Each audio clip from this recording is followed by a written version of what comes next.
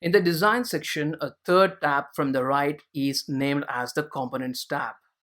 You have used it to select the components that you have added onto your screen and to edit their properties. But have you ever thought, why is it needed if we can select the component right in the viewer? Here are the three applications of Components tab. Components tree. It describes the sequence of different components in the screen in the most desirable format. The components tree starts with the name of that particular screen.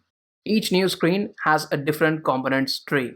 The second application of the Components tab is naming the components. In the Components tab, we can give each component a different name.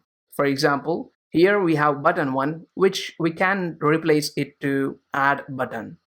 Renaming a component is very helpful, especially while working in the block section, because every block that you add will create a proper meaning when combined with other blocks. For example, see these blocks. When add button is clicked, set the count text to count text plus 1. So this is how meaningful it is.